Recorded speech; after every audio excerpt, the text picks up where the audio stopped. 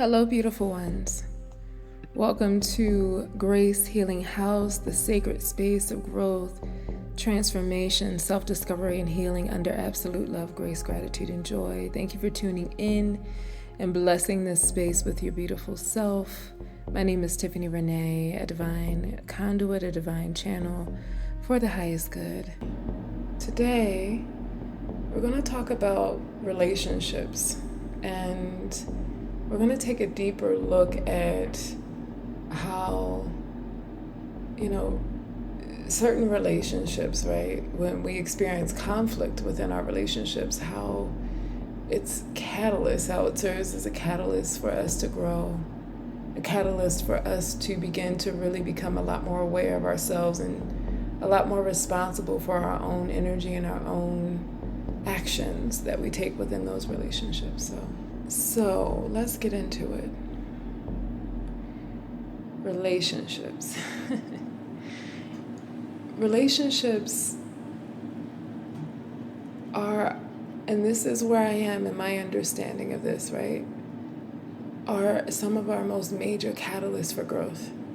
Whether that be our familial relationships, our relationships with our families, relationships with friends, with intimate partners, those relationships, each and every one of them serve, again, as catalysts for our growth. And, I feel called to mention how in my own experience, in my own life, there are friendships, relationships that I thought would last me my entire lifeline. I got married when I was really young. I was 18 years old, and I thought that was going to just be my partner. I had expectations, I had plans, right? Even in friendships, because of the connection that I felt with people at one time, I thought, okay, yeah, this is ride or die. Like, this is just what we do. We here, we in it, right? And what I've learned in my own experience, right? I can blame it on the life path, 9, whatever, doesn't really matter, is that they all serve a purpose. Again, I reiterate that, but also that the relationships that I experience, some of them, they simply have their seasons. They simply have their seasons. And there comes a time within those relationships where I can release them in love, as opposed to blaming that other person and making that experience into something that it wasn't, or something that it doesn't need to be, right? I can give grace in all of those experiences, because each person within those relationships that I've experienced, we've all been learning with each other. We've all been remembering this love thing with each other, right? And sometimes, I haven't gotten everything right. And what is right, that's all something that I formulate according to where my consciousness is at the time. And I think about how, there's been plenty. And in the spiritual community, a lot of the times we can talk about how we often talk about it being someone else, right? We often talk about, oh, that person is out of integrity, that person is doing this, that person is doing that. But every time we do that, there's something that points right back at us. And, it's oftentimes easier for us to see someone else's wrongdoing, their faults, right, outside of us, than it is for us to take a moment and reflect on how we contributed to that relationship and that exchange, and what, again, was being brought to the surface for us to realize and look at within ourselves. And a lot of the times it isn't the most obvious thing. It's not the most obvious thing.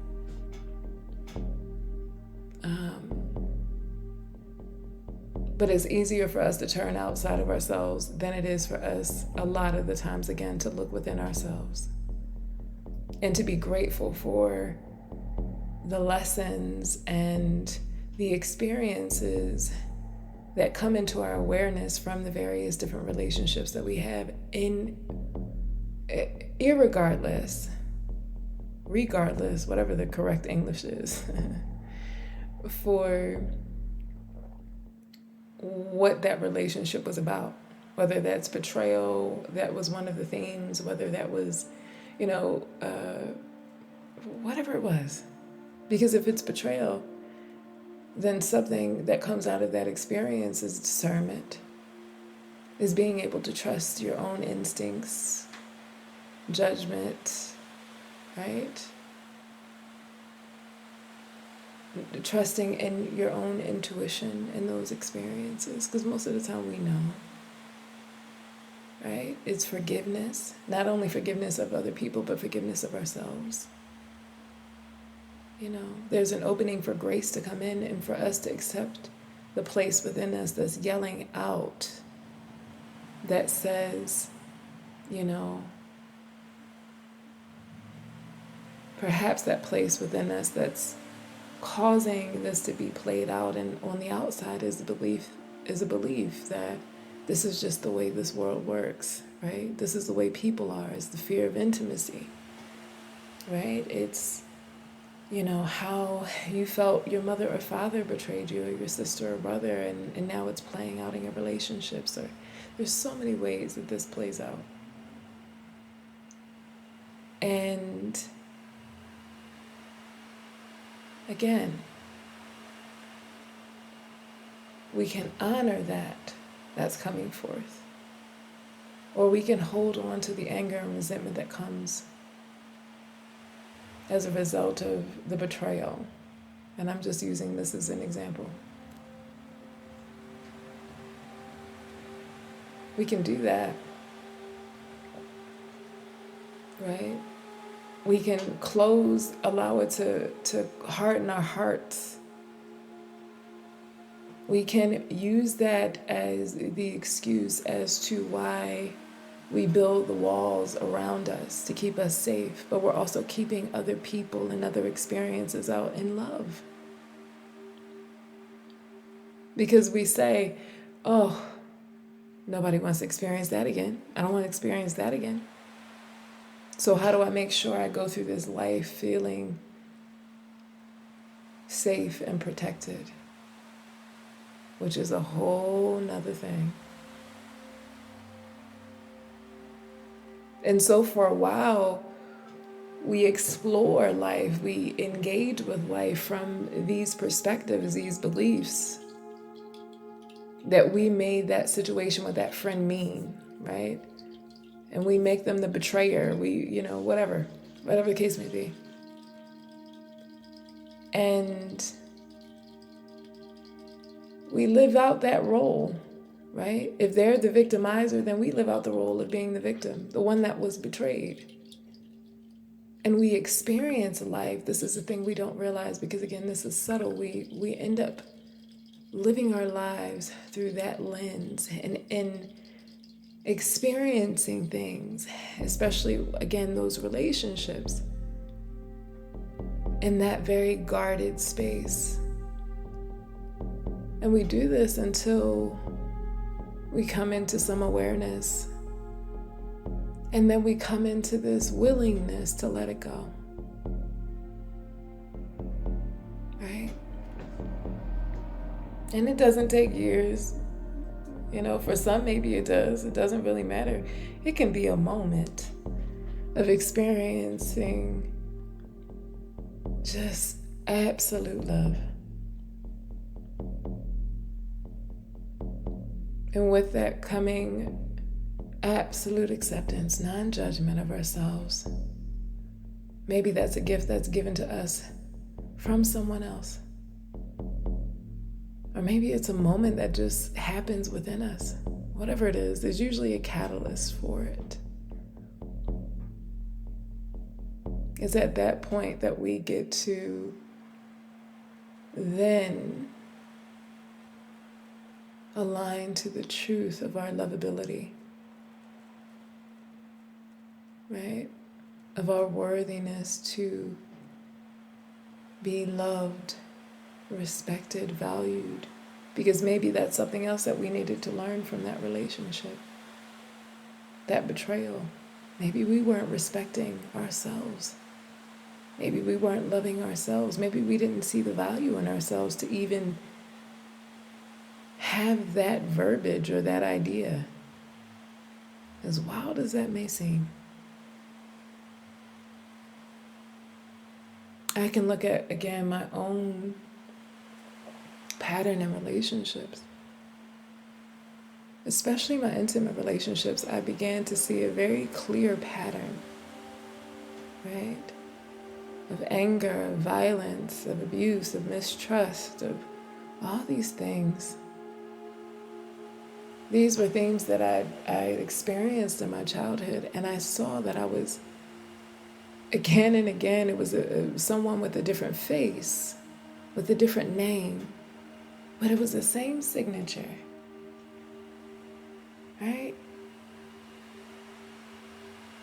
It was the same theme, again and again and again. So I knew that there was something I had to look at that I wasn't seeing. And maybe some things that I didn't want to see, that I didn't want to own, right? That at one time were maybe too much for me to handle or see about myself, right? But now, and these are the words that kept coming to me before I recorded this, was, it's not them, it's you. Because again, we go back to, in the spiritual community, we change, and we see everybody else around us is a lot of the times we'll say that person is low vibrational, or we can say all kinds of things about other people. But really, they're bringing out that which is quote unquote low vibrational within us. They're helping us to really see our own shit. And it's like, oh, that shit right there, I need to clean that up. I remember, and I'm going to get very specific, there was a particular friend that I had that I always just admired and appreciated for a lot of different reasons. And, there were certain things that this friend would do, like plenty of others, that for the longest time I just never noticed. That was just my friend, and I took on this role of, okay, if I came over their house and I saw that it wasn't tidy, I would clean up, because why? I like the space to be clean. And if I'm spending time in a space, well, let me clean it up. It's not a big deal. There were certain things that this friend would do. For example, I would say I would do their hair, right? And, I would always spend the time that I needed to spend with a client and make sure everybody was good to go. But with this friend in particular, and a lot of the times with my friends, I gave discounts on top of discounts. And perhaps there was something that this friend didn't like. So, okay, well, how do we fix it? Right? So I'd go about that whole process. And then this friend would later on introduce me to another one of their friends. And then they would go into this whole rant about their hair and how it wasn't done right and how that person had to fix it. But it was like a very passive aggressive. I mean, there was so much more in this relationship. There was a lot of competition. I experienced that in a lot of ways in both our friendships and intimate partnerships. And again, I, for the longest time, just didn't even see it and was just like, oh, okay, well, that's what they need, or blah, blah, blah, blah, blah, or I made the mistake, or whatever it was, right? And then all of a sudden, something shifted within me. And I remember I had made a house call to this particular friend to do their hair for an event. And when I had gotten there, the house wasn't tidy. Nothing was prepared for me to, like, there was no space for me to set up in the way that I needed to. This person was on a time crunch. This particular friend, she needed to get things done within a certain amount of time. But again, there was no space provided for me to do what I needed to do. And this was something that was planned well in advance, right? And so I'm coming prepared for the gig. How about you come readied and prepared? And so I found myself for the first time ever, like I started to tidy up and make space for myself. But I started feeling like, well, why wasn't this done before I got here? You know, you're on a time crunch. You're going to be rushing me to do what I need to do for you. But this, you didn't even have the thought, you know, to make a space, to clean, to do, you know. But here's the thing. She didn't change. She wasn't doing anything different. You know, she made a certain remark I didn't like, right? Again, she wasn't doing anything different. The only thing that had changed in that scenario and in that relationship was me. I was the one that changed because I was beginning to become more aware at that time of my own worth and what I was bringing to the table, right? There was no longer this play into, putting all these different people on pedestals, including this friend, right? I started to see myself differently, and therefore that relationship shifted. And when those things happen, right? And then on top of those shifts, we begin to articulate how we're feeling, right?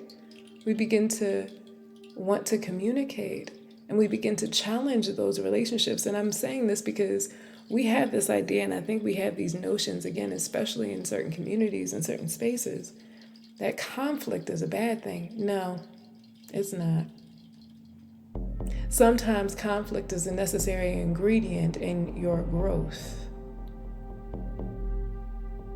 Period. And we have opportunities within that conflict to, again, center ourselves in a place of love. Because that allows us to not only, really listen and not be so focused on our perspective,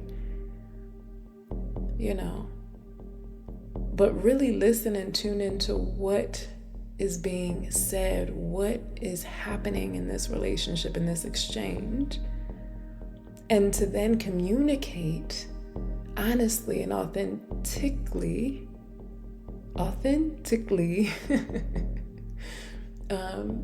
from that place of love. Because then when we communicate from that place of love, from that place of authenticity, there's a respect that we have. And here's the thing, it may not be well received on the other end, right? But that doesn't make it wrong. And it doesn't make it something that's our fault if we're communicating from a place of love. And trust me, that is still something that I get an opportunity, right, to look at within myself and to experience, And oftentimes I pray, God, take the wheel, speak through me, give me the wisdom that I need to navigate this conversation, this relationship in grace and in ease and in the wisdom and the love that you've given.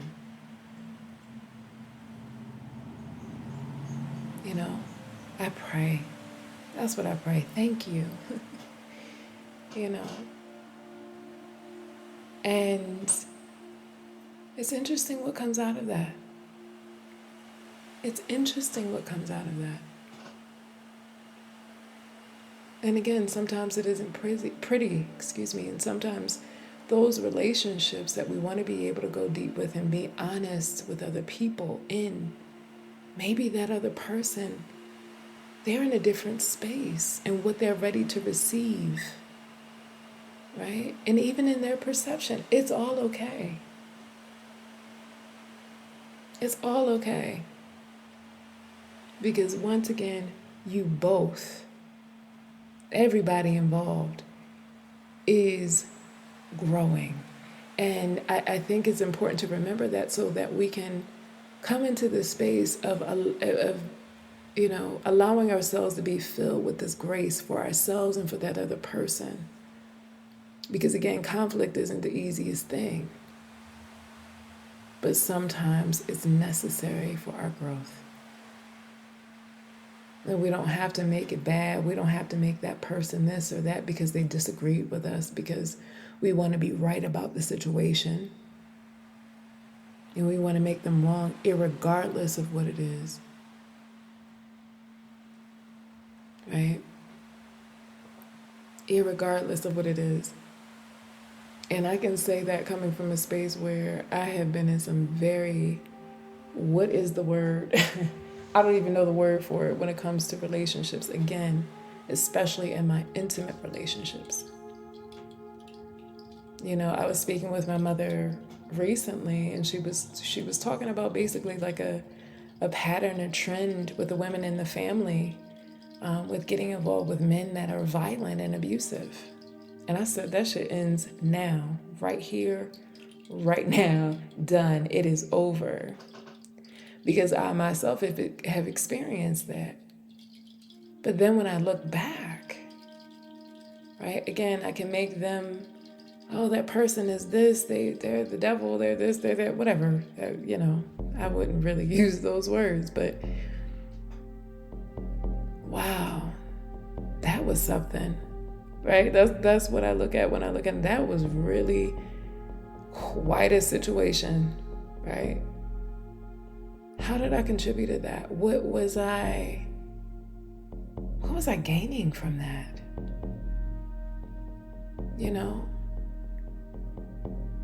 One of the things I realized was what strength really means and what it looks like. We have this idea of strength being, the thing that makes you fight, like physically fight. You got to be the warrior, you got to have the last word. We have all these misconceptions of strength, but sometimes strength is silent. Sometimes strength is in the willingness to let go of the idea of what we know, for us to embrace a deeper and truer understanding of what's taking place within ourselves and within our lives. Right? Sometimes it's the realization that, oh, this is a pattern not only within me, but within my family system, my family constellation. And guess what? We don't have to learn this way anymore. I know that I'm valuable. I know my life matters. And so does this other person. But I don't have to connect with people through their trauma. That's not the only way to have deep and meaningful, intimate relationship and growth. Oh, there's so much. And it's in a lot of the times, those darker regions, those denser regions that we don't want to dig into, that we find a lot of gold. That person was showing me that I had plenty of triggers that I didn't work out. How angry I was with men, with myself, with this hatred of womanhood, and this association with vulnerability and femininity, and making that be something that wasn't as worthy, valuable, wasn't as strong. There were all kinds of things being worked out, but I could have just taken all of those different relationships and made it mean, I could have made it mean so many things. I could have made it mean that you know, men are abusive and bad, and you know, life is messed up, and all kinds of things, that it wasn't safe to be in relationships, that I wasn't safe, that maybe I was the catalyst and something was wrong with me, that I wasn't lovable. And trust me, these were plenty of the subconscious beliefs that I realized, or unconscious beliefs that I realized were driving the show within me. Right? And that's the reason why I can have this conversation with you to say, you know, there's an opportunity that's presenting itself here. Stop blaming others for your life, for the things that you have and have not experienced, for the things that your life is and isn't. Because at a certain point, it's up to us to take responsibility for our own selves and for our own actions. And I say that in all love. And when those relationships that we hold so dear, when things begin to shift, right? When things begin to shift in ways that you like and that you don't like, know that you're the catalyst. You're the common denominator. And that's not coming from a space of blame. It's saying, let go of the blame. And let's step into the real, true meaning of responsibility. Oh, okay, that person was mirroring something that I'm on a deeper level, a soul level, and wanting to transmute, transform, alchemize, so that I can expand more truly into me, so that I can have a different experience of this life, of these relationships, so that I can know that it's possible, so that I can be willing. And that I believe is the first step, so that I can be willing to change.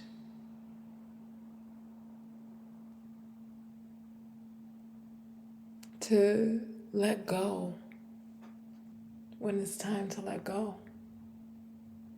And to receive and let in when it's time, and with whom it's time to invite in.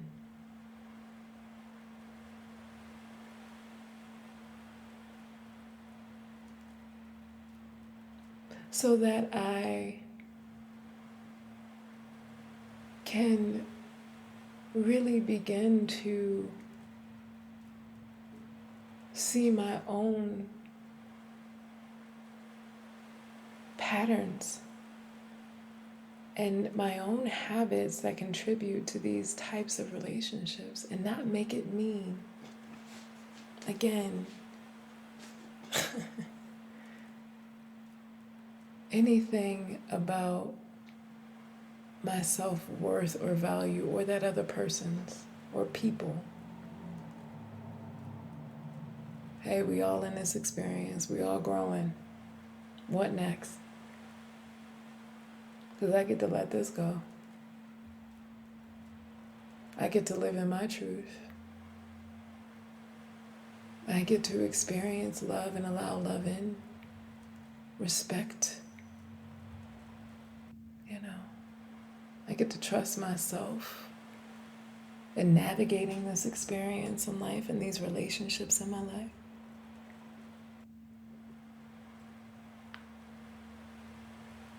Without so much angst.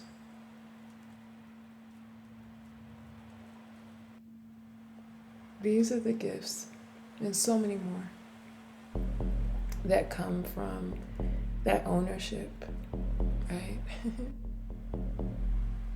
It's not them, it's me. It's not them, it's me. I'm changing. And therefore, inevitably, my environment shifts to reflect that change. And that environment includes the people that I choose to spend time with. what I choose to engage in, right? Again, not making anything wrong or right, it's just an experience. Not making that other person lower or higher. We're all here in it together. Expressing in different ways, serving as mirrors and catalysts, angels for one another. That's just my belief at this point in my experience. That's why I'm sharing it with you. And with that said, I am so grateful that you've chosen to be here and to bless this space with your beautiful soul, your beautiful presence. I invite you to the healing alignment transmission that I do on YouTube every Monday following these talks, these transmissions. And I also invite you to share, right, how this resonates with you, what's happening in your own relationships right now, what's happening within your own self. How are you noticing, the shifts within your own self, and then how that's reflecting in your external reality, right? I'm curious. Let me know. I'm here for it. I send you so much love. And I give so much thanks for your presence, your being, your experience as divine. In whatever phase or stage you're in, whatever season you're in at this moment. And I look forward to connecting with you again.